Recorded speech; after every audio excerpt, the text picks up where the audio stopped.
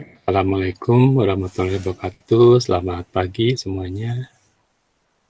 Waalaikumsalam warahmatullahi wabarakatuh. Selamat pagi, Pak. Waalaikumsalam. Selamat pagi, Mas Reza sudah datang pagi-pagi tadi. Pak Ibnu. Pagi, Pak. Semoga semua sehat-sehat selalu ya. Saat ini sangat penting. Hari ini kita akan bahas sebetulnya topiknya ini topik manajemen. Bukan sepenuhnya topik sistem informasi, tapi mengapa saya membahasnya ya karena manajemen pun merasa sangat sulit jika hanya mengandalkan kemampuan manusia. Jadi butuh orang sistem informasi yang membantu.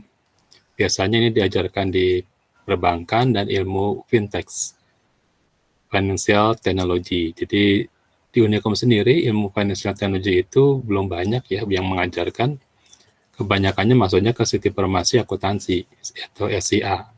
Tapi mengenai cara mengontrol dari fintech-nya mereka belum diajarkan.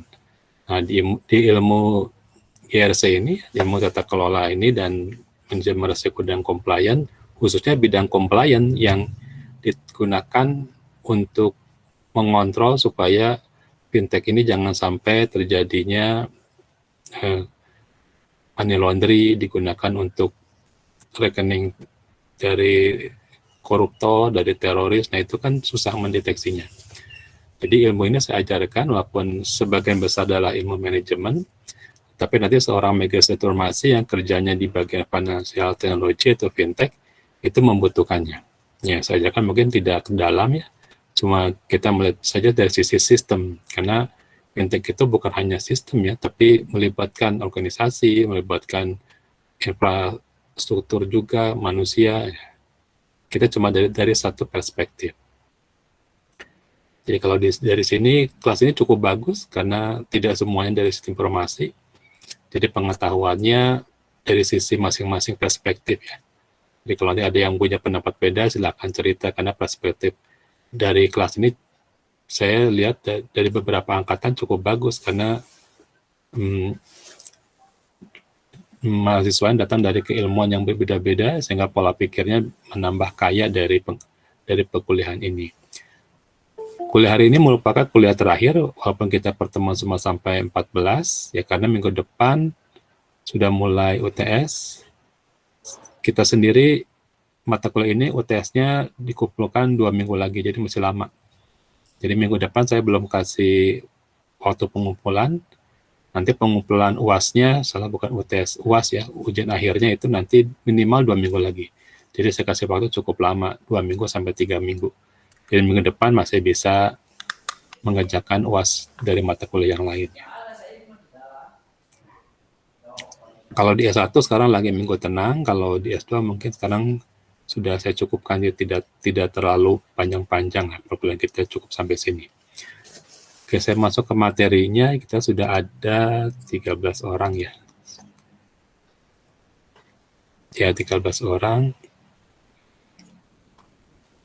Oke, kita akan lihat saja materi ini cukup menarik, karena kalau mempelajari ilmu manajemen itu, terutama pada saat manajemen bergabung dengan sistem informasi, maka menjadi lebih kuat.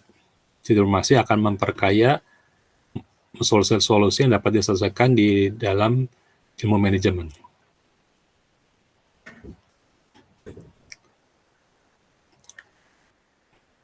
Judulnya disebut dengan Customer Due Diligence. Kata due diligence itu berarti mencermati ya. Jadi kita mencermati customer kita itu siapa. Customer di satu perbankan dulu bisa siapa saja yang jadi customer. Tapi kalau sekarang orang mulai berhati-hati, takut customer tersebut adalah orang-orang tertentu yang menggunakan rekening dari bank yang dia registrasikan untuk proses money laundry. Jadi katanya di tahun 2019 sebelum dapat tahun 2020 itu ada sekitar 300 bank yang ada di Asia dan 6.000 bank yang ada di Australia itu yang tidak bisa mengatasi bagaimana peredaran dari pencucian uang. Dana yang kecil-kecil mengalir dari rekening tertentu berkumpul menjadi dana besar di rekening yang lain. Jadi tidak bisa kita mendeteksi. Karena perbankan pun butuh kecerdasan sekarang. Ya, informasi ya harus lebih cerdas dalam hal ini. Oke, slide-nya sudah muncul.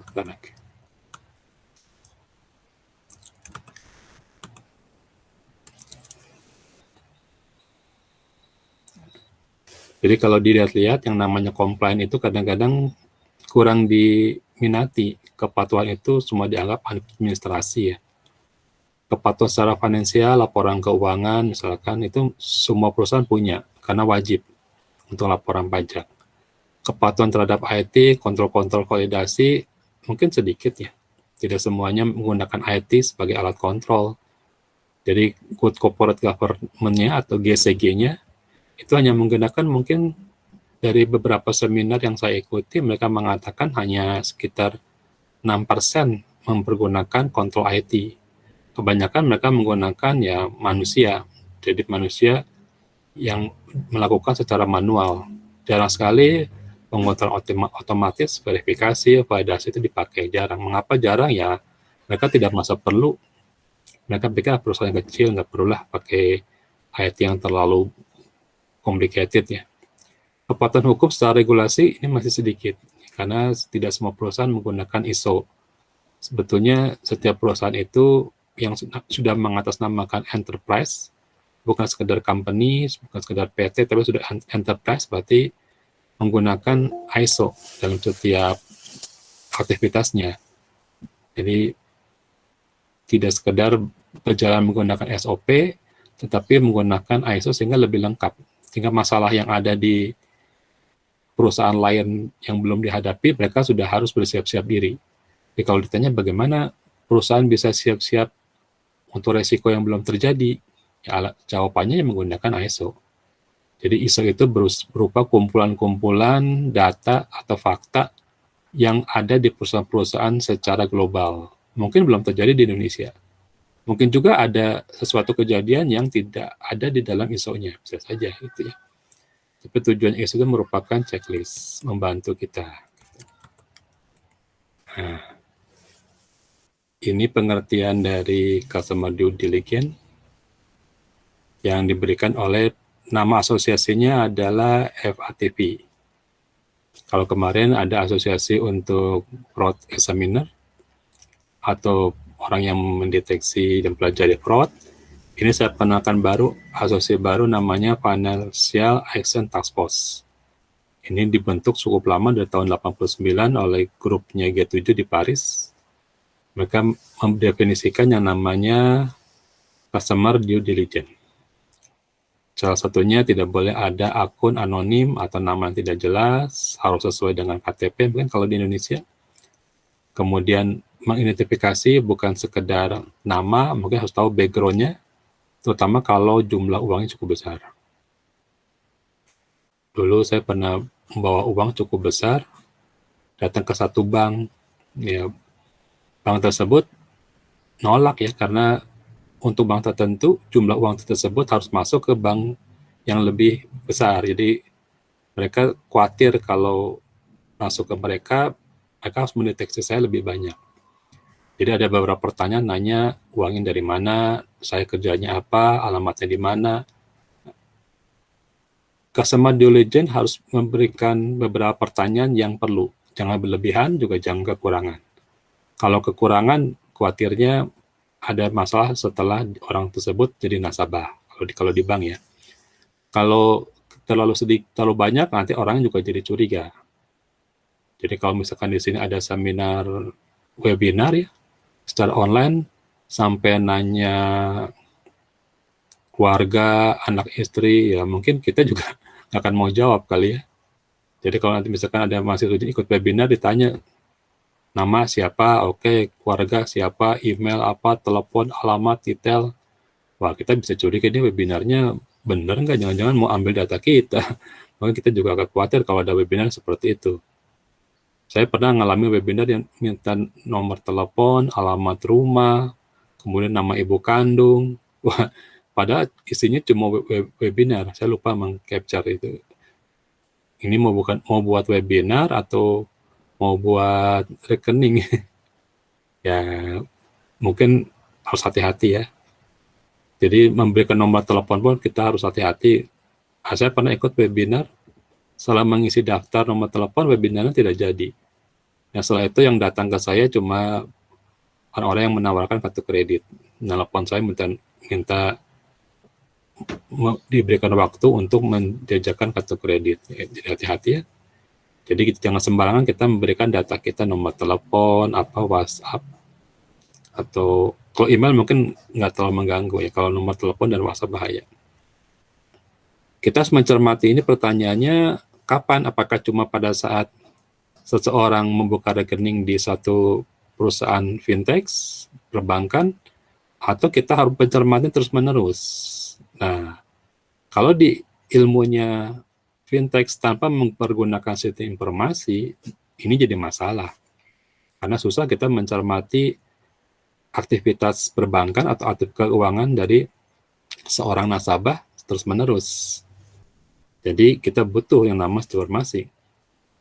Kalau cuma di awal ya cukup mengisi beberapa pertanyaan cukup, tapi kalau sudah pelanggan lama, aktivitasnya kita butuh suatu sistem. Nggak bisa kita ngecek setiap saat. Kan nasabah bukan hanya 10 orang ya, bisa sampai jutaan orang. Susah ngeceknya. Nah, ini di sini butuh informasi yang bisa melakukan kecerdasan dari perbankan atau kecerdasan dari financial technology atau fintech. Di sini ada yang dari perbankan tidak, atau pernah ngambil manajemen perbankan dari kelas ini, ada nggak ya? Saya lupa tanya di sini. Kalau waktu angkatan sebelumnya ada yang dari manajemen perbankan, jadi dia bisa bercerita lebih banyak ya. Nah, apalagi yang menarik dari bagian perkuliahan ini, lihat dulu sebentar, apa sih definisi dari yang lain dari sisi perusahaan atau asosiasi lain, ini dari Eropa. Kebanyakan tujuan dari customer due diligence itu untuk anti money laundering atau AML. Jadi pelanggan diidentifikasi, ditanya ya, kalau dia jumlah uang tertentu, maka siapa yang menjadi referensinya ya. Mengidentifikasi kemungkinan, ya khawatir juga kalau misalkan menjadi resiko-resiko kalau sampai terjadi tindak kasus korupsi, kan rekeningnya dibekukan. Jangan pikir bank tidak rugi. Kalau ada satu rekening dibekukan, bank tidak bisa menggunakan uang tersebut, harus tetap dijaga sebagai barang bukti. Bank juga ikut rugi kalau ternyata ada tindak korupsi yang dari pengadilan meminta rekening dibekukan. Ini juga sangat merugikan bagi bank. Karena cash flow-nya jadi tidak lancar. Kemudian memperoleh informasi mengenai apa sih pekerjaan kita, tujuan memasukkan uang buat apa, apakah buat bisnis, apakah buat tabungan hari tua, dia tanya. Nah, yang menjadi bagian informasi paling bawah. Jadi informasi itu memantau secara berkelanjutan, mulai dari transaksi, kemudian bagaimana perubahan dari anomali yang terjadi. Biasanya kita nabung gaji skala 20 juta ke bawah. Tiba-tiba kita nabung 1 miliar. Ini terjadi anomali. Akan dideteksi, khawatir ada penggelembungan dana dari mana ini. Sumber dananya siapa harus jelas. Mungkin sekarang tidak sampai 1 miliar, orang nabung mungkin paling tinggi 800 juta. Karena kalau 1 M itu harus dijemput dan harus tahu siapa sumber dananya. Saya pernah dulu bawa uang 1 M ya. Saya mau nabung di satu bank. Banknya itu karena saya pakai penampilan ya seperti sekarang, mereka bilang, Pak, nggak bisa nabung di sini. Bapak kalau mau nabung di koperasi simpan pinjam. Saya bingung. Ini pengalaman asli ya. Saya tanya, kenapa saya harus nabung di koperasi simpan pinjam? Iya, Pak. Kalau yang seperti Bapak, itu nabungnya di koperasi simpan pinjam. Loh, seperti saya. Saya juga bingung kenapa. Mereka melakukan customer due diligence-nya berlebihan. Jadi tidak pakai data, tapi pakai insting. lihat penampilan saya, dosen, mungkin kumal ya, dosen saya masih masih kurus gitu ya, datang pakai pakai baju biasa, baju kantor. Mereka tidak pakai sistem, tapi mereka pakai insting. Pas lihat saya, wah, maaf Pak, disangkanya saya tukang sayur kali ya. Nggak bisa Pak nabung di sini, harus nabungnya di koperasi simpan pinjam. Loh, saya bilang saya nggak mau minjem, saya mau nabung. Wah, nggak bisa Pak di sini nabungnya. Terus katanya kepada bagian customer service-nya, kenapa nggak bisa? Tadi juga ada yang datang mau nabung tapi nggak bisa Pak karena harus ke simpan pinjam. Loh, ya tadi yang mana? Saya nggak punya teman. Mungkin dia pikir saya ada teman yang mirip dengan saya. Terus ganti, ini pengalaman lucu juga ya. Jadi ganti cleaning service, dia masuk ke dalam, ganti keluar, nanya lagi ke saya, apa mau nabung berapa? Saya bilang saya mau nabung 1 M. Mana uangnya? Ada di dalam ransel. Sudah saya ikat, saya kasih uangnya, dia hitung selesai. Nah, baru mereka mungkin sama manajer atasannya dimarahin, jangan melakukan customer modeling dari penampilan. Terus dia nanya uangnya dari mana, apakah hasil dari penjualan, dapat uang sebesar itu, ya itu pengalaman saya. Jadi pertanyaannya cukup panjang, walaupun mereka kelihatan lebih sopan setelah tahu uangnya cukup besar, ya tetapi pertanyaan harus saya isi cukup besar. Jadi apakah pertanyaan selanjutnya, apakah uang ini bukan hasil dari pencucian uang? Saya tulis tidak, gitu ya. Jadi saya mendapatkan formulir yang lebih banyak dibandingkan dengan formulir yang kalau saya nabung sedikit. Dulu tahun itu 1 M cukup besar ya, itu tahun 2006, itu cukup besar. Nah, dari sini saya tahu yang namanya mencermati itu tidak bisa pakai feeling, tidak bisa menggunakan manusia, pakai sistem. Yang saya ceritakan bukan masalah uangnya, tapi masalah dari kecermatan bank. Saya baru tahu di situ ada beberapa pertanyaan yang harus saya isi, lebih banyak dibandingkan dengan yang seharusnya. Itu mungkin lebih mudah kalau di awal ya. Tapi kalau di tengah jalan tiba-tiba saya transaksinya menggelembung, nah tiba-tiba menabung dengan uang jumlah sangat fantastis, itu mungkin butuh sistem. Karena kan yang mengamati bisa hanya sistem. Tidak bisa manusia mengamati terus-menerus. Dibutuhkan satu kebijakan, ya. Namanya adalah Customer Acceptance Policy. Siapa saja yang bisa diterima. Kalau saya ngaku sebagai artis, mungkin nggak akan ada yang percaya ya. Tapi kalau artis sudah terkenal, itu perlakuannya berbeda. Karena ada beberapa artis, orang politik, menteri, kepala dinas itu tidak bisa membuka rekening sembarangan. Tidak bisa sendiri. Itu harus ada beberapa ketentuan ya. Namanya orang-orang yang political exposure person atau PAP. Bukan VIP tapi PAP. PAP itu orang-orang tertentu yang termasuk orang terkenal dengan jumlah dana cukup besar, menguasai beberapa tampuk kekuasaan di pemerintahan, itu tidak mudah. Harus ada perwakilan untuk membuka rekening. Tidak bisa kita sendiri secara pribadi. Mengapa ya? Karena ada peraturan dari korupsi ya. Tidak boleh sembarangan. Jangan sampai nanti tiba-tiba ada yang mentransfer rekening kita cukup besar. Misalkan di sini ada yang jadi direktur bank. Ada orang yang tahu nomor rekening kita. Kemudian ada yang sengaja mentransfer jumlah cukup besar. Maka kita akan diduga melakukan proses penyuapan. Padahal kan kita nggak tahu siapa yang kirimnya siapa, orangnya juga nggak kenal. Jadi rekening dari para pemimpin yang termasuk golongan PAP, political exposure person, itu harus dilindungi, jangan semua orang tahu. Jangan sampai ada orang yang menabung atau memasukkan ke rekening dia cukup besar.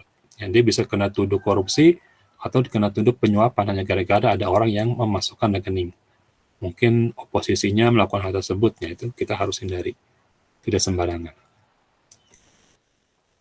Nah ini, jadi saya katakan di awal, ini adalah ilmu manajemen sebetulnya. Tapi karena fintech mulai masuk ke ilmu informasi, maka kita perlu tahu ilmu ini. Di S1 tidak semua mendapatkan, karena fintech itu masih baru ya, baru kurikulum S1 belum semuanya memasukkan financial technology. Cara pendekatan dari ilmu GRC tentunya dari resiko. Kita harus tahu latar belakang dari orang tersebut tadi, posisinya, siapa, profilnya di publik bagaimana ya, aktivitas bisnisnya. Kalau di rating dia tingkat resikonya golongan apa? Golongan yang berbahaya, dicurigai, atau golongan yang aman. Ini istilah yang ada di dalam ilmu financial technology. Yang tadi ada CDD ya, Customer Due Diligence atau mencermati customer. Dulu namanya KYC, Know Your Customer. Kalau kemarin kita belajar namanya Know Your Employee, mengetahui siapa karyawan kita kalau di fraud. Kalau di ilmu money laundering, KYC, Know Your Customer. Atau KYCB, Know Your Customer Business, apa bisnisnya. KYT, Know Your Customer Transaction. KYE, Know Your Employee yang kemarin minggu lalu. Dan CM, Continuous Monitoring. Nah, ini merupakan istilah-istilah yang harus dilakukan dalam hal ini, berarti dibantu sama sistem informasi. Kita harus mengetahui nur customer punya data cross. Jadi selain data KTP, data bisnisnya, kalau dia termasuk organisasi, ya lihat di data organisasi, misalkan dia keanggotaan dari Kadin, ya. Maka kita punya database juga ke Kadin, orang ini siapa gitu. Kalau dia membawa nama sebagai seorang pengusaha, apakah dia tercatat di database Kadin? Misalkan kalau di Jawa Barat, coba kita tahu bagaimana bisnis dan transaksinya.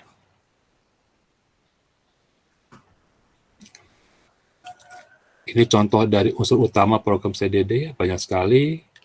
Mengidentifikasi sumber dana, kekayaan, profil aktivitas pelanggan. Kalau dia menjual barang apa yang dia jual, jangan sampai menjual narkoba, ya.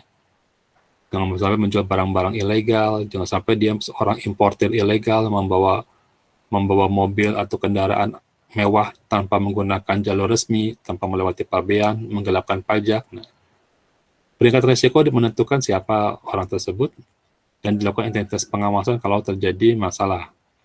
Pemantauan berdasarkan level dari risiko. Jika orang tersebut dicurigai, maka level risikonya bisa naik atau bisa turun. Kemudian pelaporan secara internasional secara tepat, dan kita mengaudit sistem KYC-nya ini. Know your customer, siapa customer kita. Bahkan universitas juga sekarang sudah melakukan hal tersebut. Jangan sampai ada mahasiswa yang terlibat dengan narkoba. Kita harus tahu siapa mahasiswa kita. Memang universitas tidak terpengaruh, tapi secara reputasi terpengaruh. Kita harus tahu siapa orang tersebut, orang tuanya siapa, kalau ada apa-apa, kita bisa menghubungi mahasiswa kita. Jadi bukan sekedar data registrasi, setiap semester kita minta perbaikan data. Pencatatan yang tepat dan pelaporan menurut undang-undang. Ini ada undang-undangnya secara hukum, bisa berupa pidana ya, atau bisa berupa perdata. Untuk di sini mengidentifikasi pelanggan secara umum yang sebelah kiri, pakai KTP, biasanya KTP, tanda tangan. Nah, kalau secara khusus, apakah dia termasuk orang PAP, Politically Exposed Person, orang yang masuk daftar merah ditolak di bank, atau juga orang yang termasuk direktur bank, CEO, itu tidak bisa sembarangan. Jadi tidak boleh rekeningnya diketahui oleh orang lain, tidak boleh. Kemudian siapa pemberi rekomendasinya dilihat. Masih ingat ada yang tentang kasusnya Gayus, masih ingat tahun berapa ya? Tahun 2000-an kali ya. Ada ingat kasusnya Gayus di bagian apa? Bagian perpajakannya, masih ingat? Pajak, Pak. Iya, jadi ada seorang yang cuma golongan 3A, 3A itu S1 ya, S1 lah 3A itu. Atau 3 saya lupa 3 atau 3C, tapi dia punya rekening besar sekali. Mengapa dia rekeningnya besar? Karena dia membuka rekeningnya untuk tempat pengiriman uang. Jadi karyawan tapi dititipi uang sampai miliaran. Nah, setelah di penjara, dia punya kebebasan buat keluar dari penjara dengan bebas. Ya, itu kan mengapa seperti itu? Karena jaminan hukum kita masih kurang dan bisa terjadi tidak terdeteksi kalau tidak ada yang menjadi whistleblower, tidak ada yang melaporkan. Nah, sistem kita lemah sekali. Menurut Bagian Anti Korupsi tahun 2019, Indonesia ada sekitar 300 bank yang masih belum bisa melakukan anti money laundry. Dari Asia sama Australia itu sampai 6.000 bank yang masih belum bisa melakukan anti money laundry. Jadi kalau di sini ada yang dititipi sama bosnya uang besar, dititipi aset atas nama kita padahal bukan punya kita, dititipi uang tapi bukan punya uang kita, jangan mau ya. Itu anti money laundering hukumannya 25 tahun. Jadi jangan sampai coba-coba hal seperti itu. Dan kita harus punya sistem untuk membuatnya. Kalau misalkan secara badan hukum, ini adalah verifikasi tentunya menanyakan badan hukum jangan sampai fiktif. Jangan sampai badan hukumnya perusahaannya namanya perusahaan mobil, tapi nggak ada mobilnya gitu, hanya sebagai pengaliran uang atau hanya sebagai rekening, butuh rekening palsu ya, rekening bodong atau rekening fiktif. Jangan sampai pemilik perusahaannya siapa, ownernya siapa, pemegang sahamnya siapa, itu sulit tanya. Jadi kalau kita membuka rekening atas nama PT, kalau PT-nya adalah PT yang berhubungan dengan pendidikan, mungkin nggak terlalu berat ya. Tapi kalau PT-nya berhubungan dengan fintech, wah itu harus, apalagi kalau compliance-nya sangat banyak, perusahaan-perusahaan yang non-compliant yang mungkin bebas. Tapi perusahaan-perusahaan yang sangat compliant, yang butuh beberapa peraturan, itu tentunya lebih sulit untuk membuat itu rekening. Bukan lebih sulit, lebih banyak yang ditanya ya. CDD-nya lebih banyak, customer due-nya lebih banyak. Pastikan bahwa setiap orang yang bertindak atas nama badan hukum telah terotorisasi. Jadi direktur yang melakukan kontrol bisnis siapa, yang menandatangani otorisasi siapa. Jadi misalkan perusahaan ini mengirimkan uang tersebut sudah ada surat otorisasi karena jumlahnya sangat besar, ada surat yang pengantar dari pengiriman uang tersebut. Jadi yang mengirimkannya nggak harus si direktur atau si akuntansi sendiri, tapi ada surat pengantar. Nah, pemberi pengantarnya itu otorisasinya harus terdaftar di bank. Jadi kalau saya punya PT, kemudian saya suruh bagian bendahara saya menyuruh petugas khusus untuk mengambil uang dari PT saya, maka harus ada otorisasi saya. Nah, si bank akan melihat walaupun uangnya ada di tangan, tetapi kalau otorisasinya bukan yang seharusnya, maka uang akan ditolak. Itu contohnya kalau menggunakan otorisasi secara basah ya, maksudnya secara offline, bukan secara online. Tidak semua bank sekarang menggunakan tanda tangan secara digital, belum semua percaya. Nah, ini pendekatannya secara risiko. Ya, hampir semua masalah yang kita bahas ini pendekatan secara risiko. Berarti kita tentukan risiko apa yang mungkin muncul, siapa orangnya, dan levelingnya. Level dari risikonya siapa. Ini risiko. Ini contoh leveling untuk menentukan customer. Jadi kalau customer-nya orang politik, saat dia melakukan deposit, risikonya apa? Saat dia melakukan pinjaman, bagaimana? Saat mengirimkan uang menggunakan antar bank, itu risikonya apa? Setiap orang diberikan level sendiri-sendiri. Ada yang orang yang sangat berbahaya, ada yang kepala dari perusahaan, tentunya berbeda. Bagi orang yang tidak bekerja pun agak susah. Jadi misalkan bagi seorang dokter juga agak susah untuk menabung ya, karena dia agak susah. Bahkan seorang pemimpin agama pun susah untuk meminjam uang, karena resikonya levelnya berbeda dengan kita yang bekerja. Ini agak susah nih. Ini merupakan level-level yang diberikan sebagai pendekatan dari risiko. Jadi hampir semuanya kita lakukan pendekatan secara risiko. Ini kalau mereka mau nabung, pendekatan secara risiko ada gitu. Maksudnya pendekatan secara risiko, pertanyaannya juga beda. Jadi kalau risikonya dia levelnya standar, maka pertanyaan standar. Kalau level risikonya adalah enhance, ya tentu pertanyaannya enhance gitu. Oke, saya stop dulu. Ada yang mau tanyakan sampai sini? Ini kita pertemuan terakhir, jadi saya tidak berikan panjang-panjang ya, saya singkat-singkat. Nanti kalau PowerPoint-nya agak panjang, kalau PowerPoint-nya itu ada yang lebih panjang daripada yang saya berikan ya. Karena yang saya ceritakan, saya singkat-singkat saja. Yang bagian dari anti korupsi ini, ada penyuapan dan anti money laundering. Kalau penyuapan mungkin saya tidak ceritakan, karena itu kan lebih banyak ke manajemen. Yang kedua adalah anti money laundering. Ini ISO-nya bisa pakai ISO dari penyuapan ataupun bisa pakai ISO untuk pertahanan atau lakukan perlakuan khusus terhadap kecurigaan anti money laundering. Ada yang mendengar sampai sini? Kenapa misalkan orang situasi magister pasti belajar seperti ini. Ya bayangkan kalau punya fintech, sekarang fintech itu bukan hanya perbankan, tapi semua yang mengelola uang, kita sulit untuk mengidentifikasikan siapa customer kita. Kalau di awal mudah, tapi pada saat dia mulai bertransaksi, misalkan 1 bulan, itu total transaksinya yang biasanya cuma 20 juta, tiba-tiba jadi 300 juta. Uang masuk dan uang keluar, cash flow-nya 300 juta.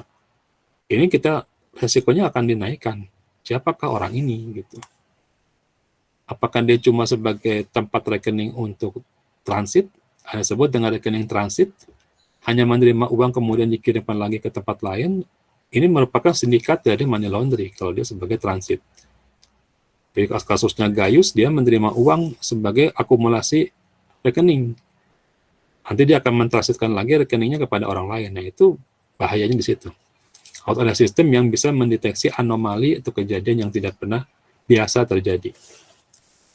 Oke, ini nanti money laundry, kita akan lihat ISO-nya 20.022 atau sering disebut dengan 222 supaya lebih singkat. Pak, ada yang nanya tadi Pak di chatting Pak Hidayat kayaknya. Oke, silakan sebentar saya cek dulu. Sebentar ini. Kita tanya langsung aja lah. Silakan supaya yang lainnya ikut mendengarkan. Panjang soalnya. Oke, jadi intinya gini Pak, tadi kan sebenarnya sempat dibahas ya di awal irisan antara manajemen sama IT itu berbarengan gitu ya kalau dari secara bisnis gitu kan Pak. Nah terkadang si irisan itu tuh suka bias gitu Pak. Seperti yang IT itu ngerjain kerjaan manajemen dan begitu juga sebaliknya gitu. Nah sebenarnya apa sih itu yang paling membedakan ya dalam bisnis itu yang antara IT dengan manajemen itu karena kan suka dikolaborasikan gitu ya Pak ya. Membentuk suatu tim untuk membantu kinerja perusahaan gitu. Itu Pak. Oke, mungkin yang pertama, jadi kalau kita lihat ilmunya dari value chain itu dari Michael Porter ya. IT itu posisinya pada main support, pendukung utama, atau sebagai support system. Kalau ternyata masalah manajemennya itu ternyata irisannya semakin lama semakin dalam, bahkan dia bisa menjadi irisannya berupa union, menggabungkan manajemen dengan IT. Nah di sini IT juga jadi manajemen. Jadi itu seperti ini ya, seperti diagram Venn, bergerak makin lama irisannya semakin besar. Gitu. Kadang-kadang mengecil lagi irisannya, nah itu menyesuaikan dengan adaptasi lingkungannya. Kadang-kadang irisannya besar sekali, jadi apa yang dikerjakan manajemen itu harus dibantu sama IT. Jadi IT menjadi pendukung utama. Tapi kadang-kadang irisannya semakin kecil, berarti IT hanya pendukung kalau dibutuhkan, atau bahkan sebagai ad hoc kalau perlu saja. Nah, pembatasannya tergantung dari bagaimana dinamika dari perusahaan, bagaimana irisan antara manajemen sampai IT. Kalau perusahaannya sedang bertarung untuk melawan kompetitor, sedang berkampanye, atau sedang ada masalah yang berhubungan dengan masalah oleh IT, nah pada saat itu IT bisa mengerjakan hampir semua pekerjaan manajemen. Tapi nanti kalau sudah mulai reda kondisinya, bisa lagi terpisah lagi, jadi seperti irisan 2 bola dalam diagram Venn. Nah itu bergerak secara mengikuti secara selaras ya. Tuh. Itu ilmunya dari Venn Katraman. Venn Katraman itu bicara mengenai strategi IT. Kadang-kadang IT bisa banyak sekali mengambil ke dalam, juga bisa tidak. Yang kedua apa tadi? Kolaborasi perusahaan, apa ini ada yang kehapus. Perusahaan misalkan tim transformasi bisnis, kemudian hasil outputnya disetujui oleh Board of Director BOD. Nah, pertanyaannya bagaimana pendapat saya mengenai bidang mana yang paling mendapatkan kredit atau pujian atau kontribusi. Ya, kalau kerjanya secara tim, harusnya kontribusinya secara tim. Jadi kadang-kadang Board of Director juga suka lupa. Kalau kerjanya secara tim, harusnya pengakuannya atau rekognisinya secara tim. Ada buku yang bagus, nanti saya cari, saya lupa nama judulnya, itu yang disebut dengan rekognisi tim. Saat seorang IT manajer bergabung dengan manajemen yang lain, manajemen produksi, maka rekognisinya harus secara tim. Tidak bisa kita hanya mengunggulkan IT saja atau manajer produksi saja, nggak bisa ya. Nah, ilmu rekognisi itu sudah merupakan ilmu lama, tapi kadang-kadang di manajemen suka dilupakan. Mereka suka pakai istilah punishment and reward, tapi rewardnya tidak menggunakan rekognisi. Reward yang tanpa rekognisi bisa kebablasan, biar siapa saja mendapatkan reward. Yang tidak berkepentingan mendapat reward, itu sebaliknya. Yang berkepentingan tidak dapat reward. Jadi itu ilmu rekognisi perlu ya dijelaskan. Ada lagi mungkin yang mau ditanyakan, Mas Hidayat? Nah, kaitannya apa sama pembuatan judul ya Pak, dari antara sinergi manajemen sama sistem informasi itu kadang kita tuh Pak untuk menggali suatu judul itu suka terbentur gitu antara ini tuh IT atau manajemen gitu. Jadi kadang kita tuh ragu gitu untuk ngambil suatu judul yang contoh misalkan saya mau mengambil digital marketing ya Pak. Digital marketing itu kan manajemen ya, pure manajemen meskipun memang ada ekonominya gitu ya. Nah, untuk membentuk itu sebagai IT banget tuh apa sih Pak gitu? Gitu loh Pak. Kadang irisan seperti itu yang saya bingung gitu loh Pak. Ya, nanti bisa baca kalau masuk ke situsnya MSI itu ada dari Pak Romi yang menjelaskannya. Tapi saya ketikkan secara ringkas begini. Kalau kita menceritakan satu kasus, itu biasanya ilmunya adalah kuantitatif ilmu manajemen. Tapi kalau kita menggunakan metode, itu biasanya ilmu IT. Contoh digital marketing, mempergunakan metode misalkan pencarian anomali dengan menggunakan data cross check. Nah, itu berarti ada metodenya, itu ilmu IT. Nah, sifat dari penelitiannya adalah analisis. Tapi kalau kita misalkan melakukan perbandingan digital marketing untuk meningkatkan daya jual kasusnya di perusahaan tertentu, itu adalah sifat penelitiannya adalah kasus. Yang salah itu kalau kasus digabungkan dengan algoritma. Misalkan contoh ini contoh penelitian yang salah ya. Digital marketing untuk meningkatkan misalkan cash flow dengan metode apa-apa pada kasus di bank tertentu. Ini yang salah. Salahnya karena dia menggunakan kasus pada bank tertentu dan menggunakan metode. Ini yang menjadi ambigu. Dia ini penelitian manajemen atau penelitian dari IT. Nah, untuk manajemen informasi boleh dua-duanya. Kalau kita menggunakan metode untuk kasus, jangan tambahkan algoritmanya. Tapi kalau kita menekankan IT-nya, tambahkan algoritmanya. Ini silakan masuk ke situsnya MSI, itu ada YouTube dari Pak Romi yang bercerita mengenai penelitian kasus dan penelitian yang bersifat algoritma, begitu ya. Jadi kalau ditanya, itu jawaban saya. Bagaimana? Apakah jelas jawaban saya? Sementara cukup Pak. Ya. Paling nanti saya minta ini linknya di kolom komentar Pak. Boleh. Terima kasih. Ya. Jadi harus hati-hati ya. Untuk MSI boleh semuanya. Apakah mau studi kasus boleh, studi untuk menggunakan algoritma untuk penelitian analisis boleh. Tapi jangan dicampur. Jadi ada kasusnya disebutkan di bank mana, algoritma juga dipakai. Atau algoritma tidak mempergunakan tambahan. Misalkan saya menggunakan fuzzy logic. Wah, fuzzy logic itu dari zaman Zadeh tahun 89 sudah ada. Tapi fuzzy logic yang bagaimana? Misalkan saya gunakan fuzzy logic dengan pendekatan apa. Jadi kalau kita melakukan analisis, nggak boleh menyebutkan semua teorinya aja. Mungkin ini di manajemen metodologi pernah diceritakan. Itu saya tambahkan itu. Misalkan saya mempergunakan sistem kecerdasan buatan menggunakan machine learning. Itu di S2 akan ditolak topiknya. Karena machine learning kan sudah umum. Apa detail dari machine learning-nya? Misalkan saya mendeteksi namanya fraud mempergunakan machine learning dengan metode misalkan tadi mengecek anomali. Berarti ada metodenya, ada kekhususannya. Itu pasti di S2 akan diterima topiknya. Yang salah kalau cuma menyebutkan mengecek fraud menggunakan machine learning. Fraud-nya umum, machine learning juga umum. Tidak ada tambahannya, tidak ada novelty-nya di dalam judul. Itu akan disalahkan. Mengapa salah ya? Karena sudah S2. Kalau masih S1 bolehlah seperti itu.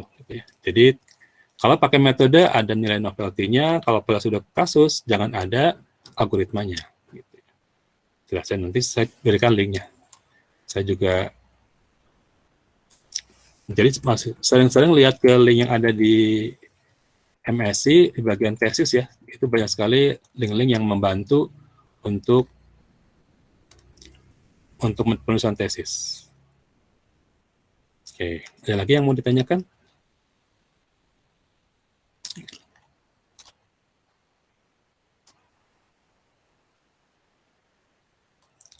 Oke, di dalam link ini ada 2 YouTube. Nanti silakan lihat. Saya tuliskan di ini ya, di kolom pesannya saya tuliskan. Silakan lihat itu. Oke. Nah, ilmu fintech pun sama. Kalau kita boleh pakai ilmu fintech ini bisa di manajemen, bahkan akuntansi, di magister akuntansi atau maksi itu ada ilmu fintech. Fraud banyak dibahas di sana. Nah, tapi kita pendekatannya bagaimana? Pengertian analisisnya bagaimana? Saya berikan ini ada 2 film YouTube di link yang saya berikan tadi. Oke, saya lanjutkan lagi kalau tidak ada. Pencucian uang ini banyak sekali menyerang negara-negara berkembang. Negara-negara berkembang kadang-kadang menjadi target dari sindikat. Apalagi kalau yang proses pengecekannya tidak detail sekali.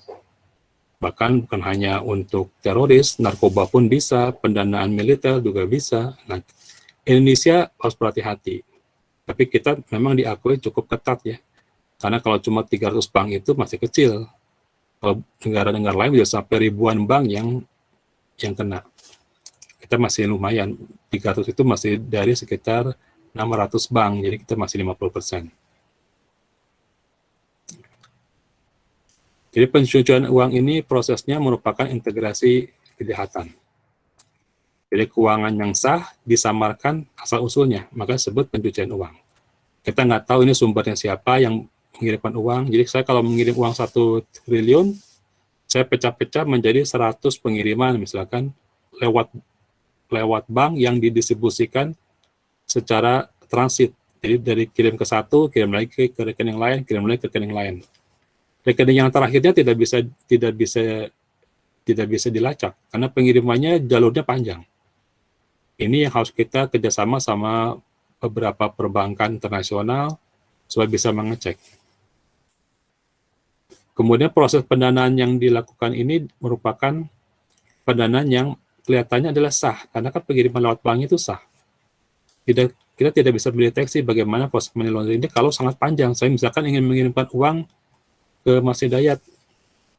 Saya kirimkan uang dulu ke Nigeria. Dari Nigeria kirimkan lagi ke negara yang dekat dengan Nigeria, misalkan Mozambik. Dari Mozambik kirimkan lagi ke negara Asia, ke Thailand. Dari Thailand masuk lagi ke Singapura, baru sampai akhirnya dari Singapura masuk ke Indonesia, dipecah-pecah sampai 100 pengiriman, baru sampai ke rekeningnya Mas Taufik.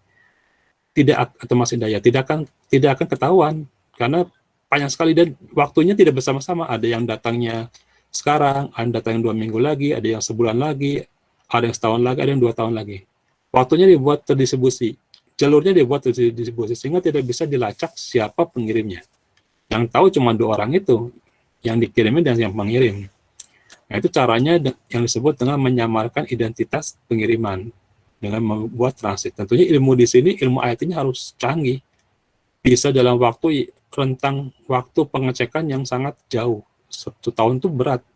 Seminggu aja lumayan susah mengecek di perbankan itu karena suka lupa. Setelah 1 bulan mereka sudah tidak ingat lagi data transaksi yang ada. Nah, secara sengaja membantu tindak kejahatan dalam memindahkan dana atau properti. Bisa juga bukan hanya uang, tapi berupa pengalihan aset yang merupakan hasil kegiatan kriminal. Jadi kalau kita di sini tiba-tiba dititipi uang lewat email, hati-hati ya, jangan sampai kita hanya menjadi transfer rekening. Tidak ada yang menjanjikan keuntungan, Anda mau dititipi, tapi tolong dikirimkan ke bank lain, dari setiap pengiriman Anda mendapat 1%. Wah, hati-hati ya, jangan sampai kita kena money laundering internasional. Ini contohnya ya, sangat sangat apik ya, kalau menurut saya sangat apik, bahasa yang cocok mungkin apik ya, sehingga kita tidak bisa mendeteksi. Waktu zaman saya kuliah, banyak sekali yang ada email-email datang mengatakan dia ingin menitipkan uang, dananya, asetnya ya. Ada yang percaya, ada yang tidak. Tapi yang saya khawatirkan ya takutnya itu termasuk kepada money laundering. Pencucian uang berarti kita mencuci data sumbernya, nggak ketahuan siapa. Yang bahayanya itu penggunaannya ya. Kalau penggunaannya digunakan untuk mendanai terjadinya peperangan, terjadinya teroris, terjadinya pengalihan dana terlalu besar, jadi supaya dia tidak kena pajak, maka uangnya sama dia dipindahkan ke negara lain, sehingga negaranya sendiri tidak tahu bahwa dia itu sedang korupsi. Kemana uangnya? Ternyata uangnya disimpan di mana, bahaya itu. Simpan di servernya yang ada di Indonesia, dijadikan sebagai dana untuk membuat server, jadi membuat ISP, Internet Service Provider. Pada pendanaan dari mana? Internet Service Provider-nya dana internasional, padahal bukan dana internasional, tapi dana dari pencucian uang. Itu sangat berbahaya.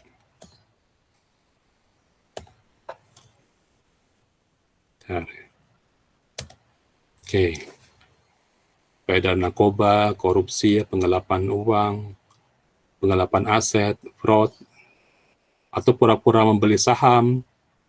Jadi sahamnya tiba-tiba membengkak karena ada yang beli saham.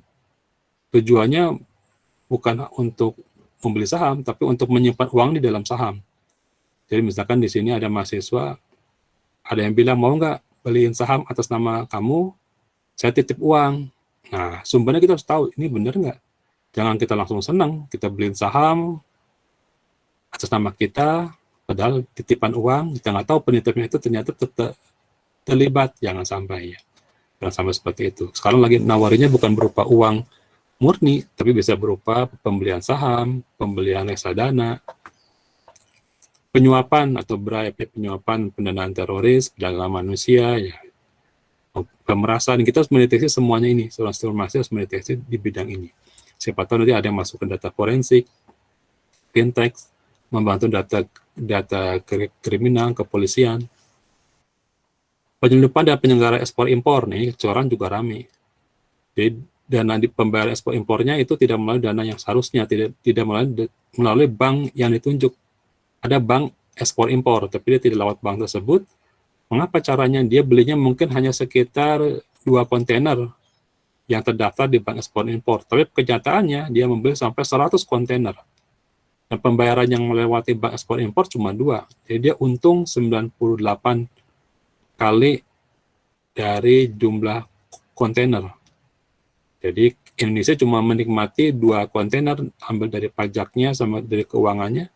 Ternyata dia mengirimkan jumlah lebih banyak daripada yang didaftarkan. Nah, ini juga berbahaya.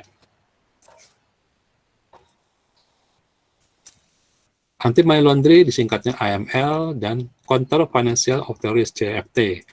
Jadi Indonesia bergabung juga di bidang CFT untuk mendeteksi dari mana dana uang tersebut mengalir. Ada di sini bagian bisnis yang non-finansial, ternyata tiba-tiba menjadi finansial. Perusahaan-perusahaan yang bukan memiliki izin untuk perbankan, tapi tiba-tiba dia memberikan dana pinjaman. Sekarang pinjaman online sedang ditelusuri, ini uang dana dari mana? Karena dia tidak terdaftar di OJK, dari mana uangnya? Jangan-jangan uangnya diambil dari dana teroris atau dana money laundering. Jadi perusahaan yang disebut dengan DNFPB, Designated Non-Financial Business or Profession, tiba-tiba menjadi perusahaan fintech. Dari mana dananya itu? Nah, itu yang harus kita teliti sebagai suatu anomali.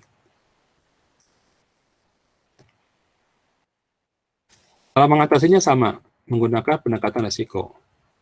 Ada indikator risikonya, ada levelingnya, ada yang menjadi sumber-sumber risiko.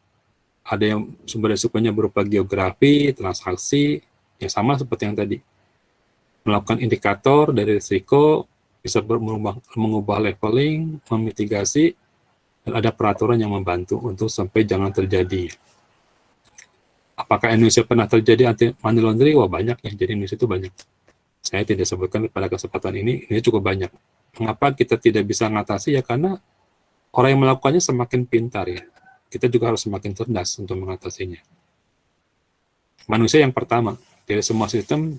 Kenapa kemarin saya membawa Pak Wendy, Dr. Wendy? Ya karena manusia merupakan komponen pertama.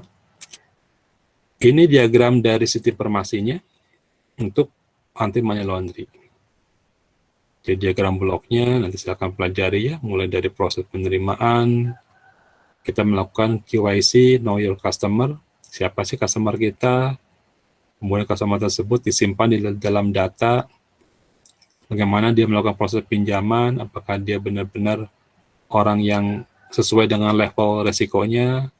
Seperti saya dosen, level resikonya mungkin tidak terlalu tinggi.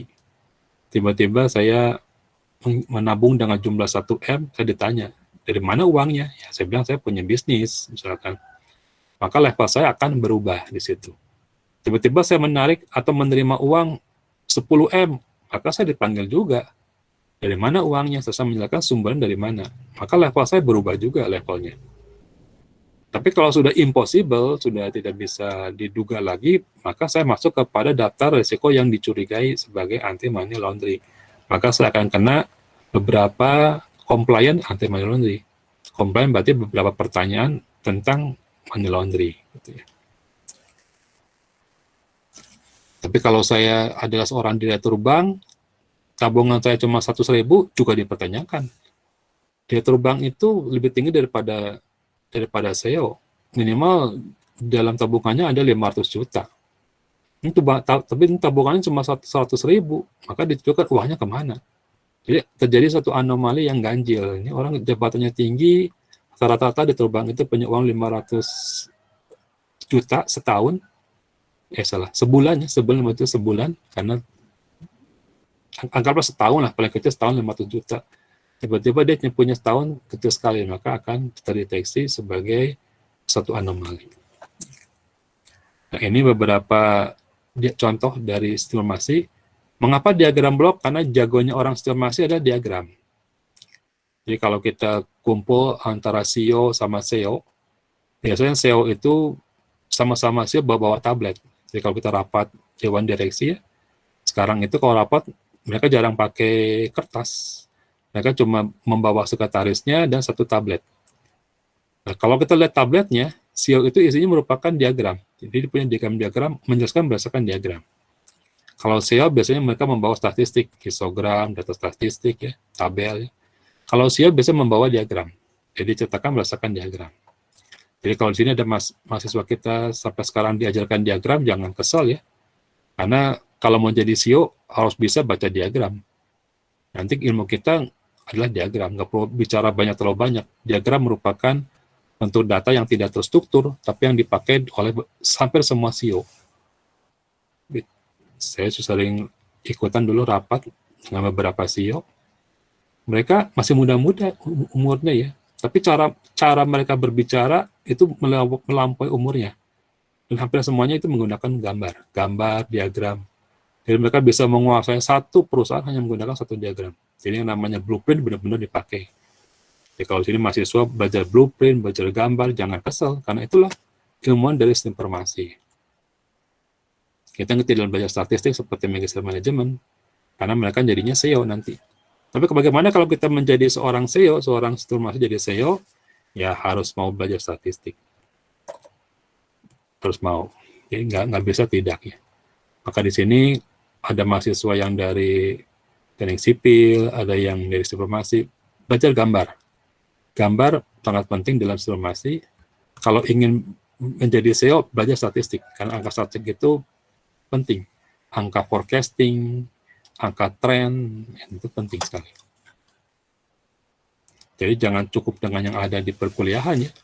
Banyak sekali ilmu informasi ini bisa digali sendiri, mandiri. Sesuai dengan kebutuhan kita di pekerjaan kita. Nah, ini levelingnya, jadi kalau kita membuka akun, levelnya apa?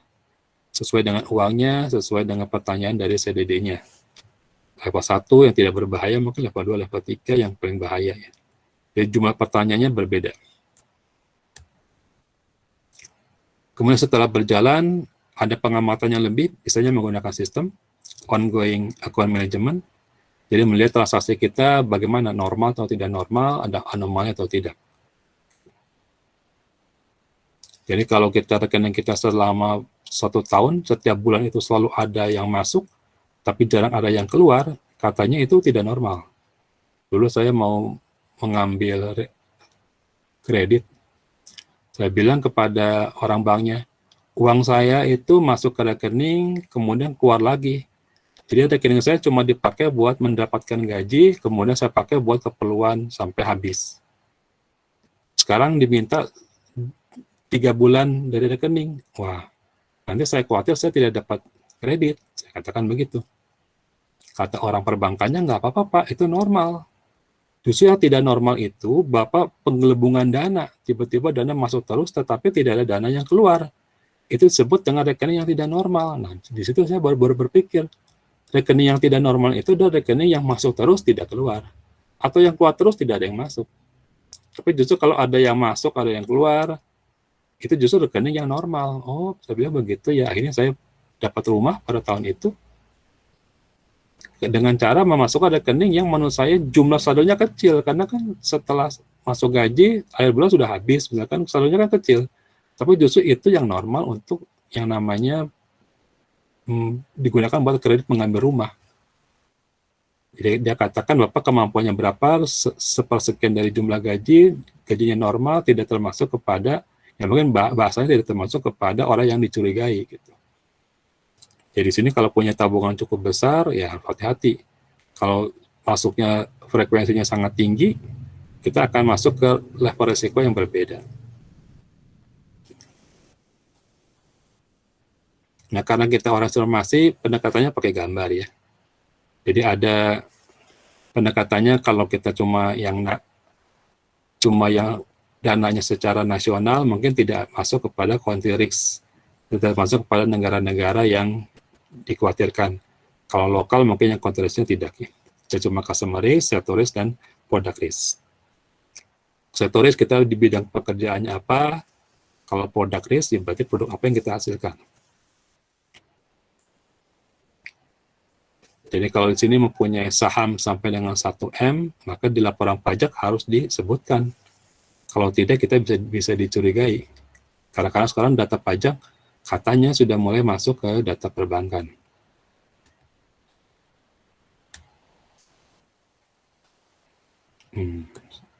Nah ini contoh-contoh mengetahui domain risiko. Ya kalau customer risk domainnya seperti apa, mungkin ini sudah belajar di ilmu manajemen risiko ya, ada domain-domainnya. Sector risk, misalkan apakah kita menjual senjata ya, atau kita menjual karya seni dengan jumlah sangat fantastis misalkan, atau kita pengusaha real estate, nah itu harus didaftar. Country risk, apa kita termasuk, kita nggak termasuk di sini, tapi dikhawatirkan kita terlibat di transaksi antar negara. Kadang-kadang ini juga ditanyakan. Oke, mungkin hari ini cukup. Saya tutup dulu. Ada yang mau ditanyakan sampai sini? Saya apa satu lagi Pak? Silakan Mas Dayat. Tadi itu kan PEP itu yang personal exposed person itu kan tadi harus dijaga ya Pak reputasinya. Nah, tapi kan kenapa ketika periode election misalnya Pak, atau menjabat suatu jabatan strategis gitu ya di suatu lembaga di Indonesia, calon-calon tersebut malah diekspos Pak si LHKPN ya, laporan ini ya. Ya. Gitu. Karena ada yang namanya disclosure atau pengungkapkan aset. Jadi kalau kita mau dipilih, kita harus mengungkapkan aset kita itu adalah benar-benar diperoleh dengan kegiatan yang halal, namanya exposure atau disclosure. Begitu. Jadi setelah pengungkapkan data kita benar-benar halal dari sumbernya, baru kita bisa menjadi seorang yang bakal dipilih. Itu kewajiban dari seorang yang akan dipilih gitu ya. Disclosure, exposure atau disclosure. Yang dimanipulasi atau belum Pak? Kayaknya juga kan kita nggak tahu ya kalau. Yang jelas dana non budgeter tidak akan dilaporkan. Jadi yang dilaporkan itu hanya aset-aset yang terdaftar. Kalau kita misalkan punya aset yang pakai nama istri kita, harus didaftarkan. Tapi kalau kita pakai aset nama supir kita, itu bisa dicurigai ya. Jadi kalau saya mau daftar jadi anggota DPR, saya ceritakan aset saya yang pakai nama saya siapa, aset saya pakai nama anak, istri, keluarga terdekat, kerabat, siapa, itu totalnya dihitung. Ada perhitungannya. Jadi kalau dana pakai nama istri itu sekian persen, tidak 100% dari dana total. Appraisalnya berbeda. Kalau dana pakai nama saya, appraisal 100%. Tapi kalau saya pakai dana orang yang tidak punya kekerabatan, itu yang dicurigai.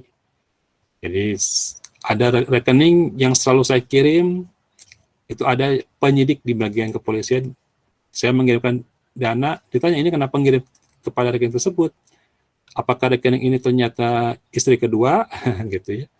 Kalau istri kedua masih oke, tapi kalau ternyata tidak punya hubungan sama sekali dengan kekerabatan, maka disclosure-nya dianggap tidak valid atau tidak transparan. Itu dicurigai. Jadi selama ada kekerabatan boleh. Saya punya aset pakai nama siapa, misalkan sepupu saya, masih oke. Nanti ada persentasenya. Tapi kalau tidak punya kekerabatan, itu yang jadi masalah, begitu ya. Maka banyak sekali beberapa orang yang pura-puranya misalkan punya istri lebih daripada 1 atau 2 hanya buat menggunakan nama pada aset. Nah, ini biasanya juga tingkat persentasenya, resikonya berbeda pada saat kita dinilai oleh seorang appraisal untuk melakukan pemilihan, gitu ya. Jadi harus hati-hati. Dunia itu, kenapa? Ada yang mau ditambahkan? Silakan. Enggak, Pak. Enggak gitu. Ya, jadi itu dunia yang tidak ada di pendidikan ya. Kadang-kadang nggak pernah diceritakan, itu kondisi yang beberapa dosen tidak mau menceritakan di kondisi real. Tapi kalau di S2 kita ungkap seperti itu ya. Jadi korupsi yang pertama, yang paling dicurigai adalah menggunakan nama yang bukan kerabat. Itu yang paling pertama ya.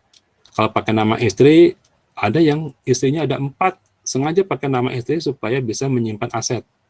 Ada gitu, tapi itu tingkatnya masih resikonya nggak terlalu dibandingkan pakai nama yang bukan kerabat. Gitu. Paling gampang, kalau kita mau diterima, asetnya pakai nama kita semua. Kita akan dianggap sebagai orang paling kaya. Aset yang pakai nama keluarga atau kerabat sangat sedikit. Nah, itu pasti akan dianggap sebagai transparannya tinggi, gitu ya.